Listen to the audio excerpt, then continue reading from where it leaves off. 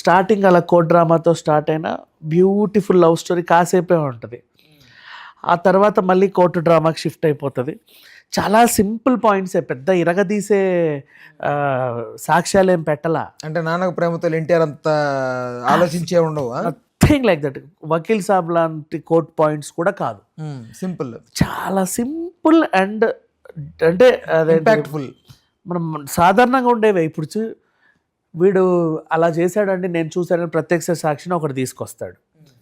ఆ టైంలో నువ్వు అక్కడ లేవు కదా, ఎలా చూసావని అవతలోడు అడగడం సింపుల్. ఇప్పుడు రాధాగోపాలంలో మనం చూసామా, పాయింట్స్ చాలా సింపుల్గా ఉంటాయి.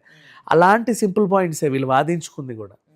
కానీ అసలు అందులో మనల్ని లీనం అవ్వడం, ఆ కోర్టులో మనం ఉండి అరే ఈ కేసు ఎప్పుడెప్పుడు ఏ మలుపు తిరుగుద్దా అనే ఇంట్రెస్ట్ని క్రియేట్ చేశారు. అది తీసుకెళ్లే విధానం చాలా గ్రేట్. ఇప్పుడు చాలా వరకు తెలుగు ఇండస్ట్రీలో ఎన్నో కోర్ట్ రిలేటెడ్గా, ఎన్నో లాయర్ రిలేటెడ్గా అవన్నీ హైలీ మెచ్యూర్డ్ ఉంటాయి, చాలా మందికి అర్థం కూడా కావు.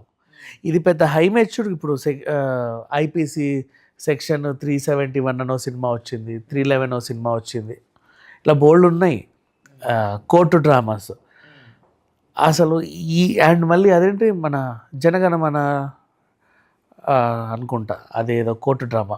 నెక్స్ట్ మన సూర్యది కూడా ఒకటి ఉంది, మొన్న వచ్చింది పెద్ద హిట్ సినిమా జై భీమ్. ఈ టైప్ ఆఫ్ కోర్టు డ్రామాలు కూడా కాదు, ఇది చాలా సింపుల్ కోర్టు డ్రామా. ఇద్దరు పక్కింటోళ్ళు కొట్లాడుకుంటే ఆ పంచాయతీని చాలా సింపుల్గా ఊరి పెద్దలు ఎలా అయితే డీల్ చేస్తారో అంత సింపుల్ పాయింట్సే. బట్ ఎలా అంత ఇంపాక్ట్ఫుల్ ఎలా క్రియేట్ చేస్తారు దాన్ని, అదే కదా వింత. అందుకనే సినిమా చూడాలి.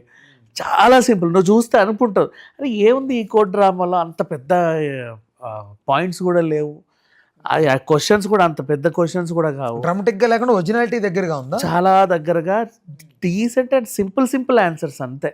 వాళ్ళని కన్ఫ్యూజ్ చేసిన విధానం వాట్ ఎవర్ అసలు చాలా నీట్గా వెళ్ళింది. Such a beautiful film. And అసలు వీళ్ళ మెయిన్ ఇంటెన్షన్ కూడా ఆ కోర్టు డ్రామా చూపించడం కాదు, చట్టాల గురించి అందరినీ ఎడ్యుకేట్ చేయడం. సో చాలా బాగా ఈ ప్రయత్నంలో సఫలమయ్యారా? 100 to 100% సఫలం అయ్యారు, అవుతారు కూడా ఇలాంటి వాళ్ళు. ఇంకా విషయాలు. అండ్ ఒకటి చెప్పాలి నీకు, కోర్టు సినిమా నీకు కనీసం ఒక 10 సీక్వెల్స్ వెళ్తుంది. అంటే ఈ కోర్ట్ అనే కాదు, దీని పార్ట్ 2 ఉందా?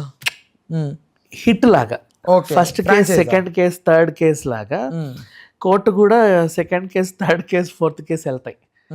డ్రామా కోర్టులోనే ఉంటుంది.